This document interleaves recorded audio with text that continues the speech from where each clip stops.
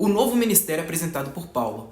A escravidão religiosa começa no momento em que líderes misturam os fundamentos ou ensinamentos dos apóstolos de Jesus direcionados aos judeus com os ensinamentos do apóstolo Paulo destinados aos gentios. Essa mistura dá origem a igrejas judaizantes que exigem que os gentios vivam de acordo com práticas judaicas.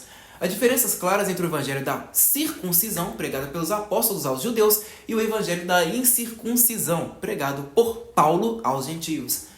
Antes, pelo contrário, quando viram que o evangelho da incircuncisão me estava confiado, como a Pedro da circuncisão, Gálatas 2,7.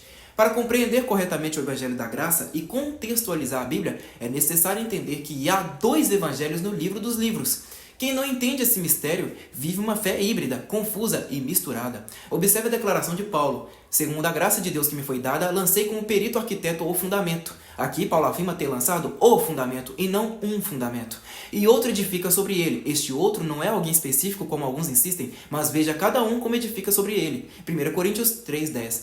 Paulo deixa claro que o fundamento da igreja no novo pacto, Cristo ressuscitado, foi lançado por ele. Foi separado por Deus para ser o perito arquiteto da nova aliança. Não por acaso, foi o único apóstolo levado ao terceiro céu para receber diretamente da boca de Cristo ressuscitado a revelação do pacto eterno. 2 Coríntios 12, do 1 ao 7. As igrejas denominacionais atuais vivem um verdadeiro sincretismo religioso, que mistura circuncisão e incircuncisão, isto é, lei com graça. Ora, se existem dois evangelhos, mas apenas uma verdade, um deles não corresponde à verdade para o novo pacto. A confusão em Gálatas. Vamos observar o início da narrativa de Paulo sobre a confusão causada pela mistura dos evangelhos da igreja da Galácia.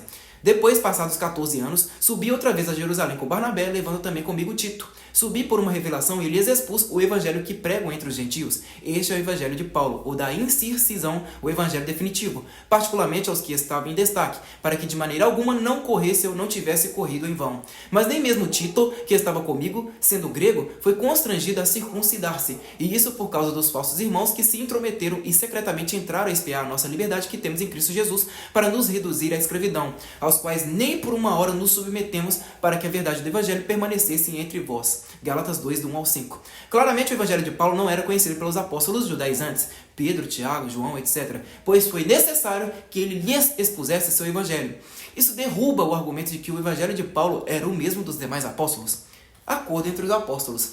E quanto àqueles que pareciam ser alguma coisa, quais tenham sido noutro tempo, não me importa, Deus não aceita a aparência do homem, esses, digo que pareciam ser alguma coisa, nada me acrescentaram. Pelo contrário, quando viram que o evangelho da incircuncisão me estava confiado, assim como a Pedro da circuncisão, o evangelho judaico confiado a Pedro antes da cruz, João 21:17, e conhecendo Tiago, Pedro e João, que eram considerados colunas, a graça que me havia sido dada, deram-nos as destras em comunhão comigo e com Barnabé, para que nós fôssemos aos gentios, e eles a circuncisão. Gálatas 2, do 6 ao 9. Paulo relata o acordo firmado com os demais apóstolos. Eles pregariam a circuncisão, uma mensagem voltada aos judeus, e Paulo pregaria o evangelho da incircuncisão, definitivo e destinado a todos os povos. O confronto com Pedro. E chegando Pedro a Antioquia, lhe resisti face a face porque era repreensível. Antes que alguns chegassem da parte de Tiago, comia com os gentios, mas depois que chegaram, afastou-se, temendo os da circuncisão. E os outros judeus também dissimulavam com ele, de modo que até Barnabé se deixou levar pela hipocrisia deles. Mas, quando vi que não andavam corretamente segundo a verdade do evangelho, disse a Pedro diante de todos: se tu, sendo judeu, vive como os gentios e não como judeu, por que obriga os gentios a viverem como judeus? Gálatas 2, do 11 ao 14. Pedro havia se tornado o líder da circuncisão, liderando os judeus convertidos. Isso é confirmado em Atos. Os crentes que eram da circuncisão, todos que tinham vindo com Pedro, admiraram-se de que também sobre os gentios se derramasse o dom do Espírito Santo. Atos 10:46. A missão de Pedro era fazer os judeus reconhecerem Jesus como o Messias, mas, ao tentar impor a lei judaica aos gentios, cometeu um erro grave. Paulo o confrontou diretamente por não andar conforme a verdade do Evangelho. O Evangelho eterno. Alguns afirmam que os judeus convertidos que se intrometeram nas igrejas dos gentios não foram Pedro e os demais apóstolos. Ainda que fosse verdade, isso não altera o fato de que Pedro liderava os crentes judeus, com Tiago e João como aliados. Portanto, o argumento de inocentar Pedro perde força diante do confronto claro de Paulo, Gálatas 2:11. A Bíblia é clara quanto ao papel do evangelho de Paulo no novo pacto. No dia em que Deus há de julgar os segredos dos homens por Cristo Jesus, segundo o meu evangelho, Romanos 2:16. Ora, há aquele que é poderoso para vos confirmar, segundo o meu evangelho, a pregação de Jesus Cristo, conforme a revelação do mistério guardado em silêncio desde os tempos eternos. Romanos 16, 25. Não é o evangelho de Pedro, Tiago, João ou o Apocalipse que nos confirma. O evangelho genuíno do novo pacto é o evangelho de Paulo. A origem do evangelho de Paulo.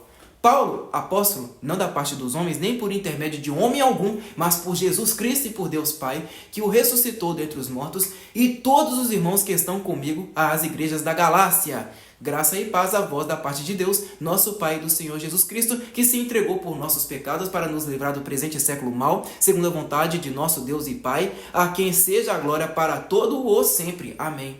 Estou admirado de que tão depressa estejais desertando daquele que vos chamou na graça de Cristo para outro evangelho, o qual não é outro, senão que há alguns que vos perturbam e querem perverter o evangelho de Cristo. Mas ainda que nós mesmos ou um anjo do céu vos pregasse outro evangelho além do que já vos pregamos, seja anátema, como antes dissemos, agora novamente o digo. Se alguém vos pregar outro evangelho além do que já recebestes, seja anátema.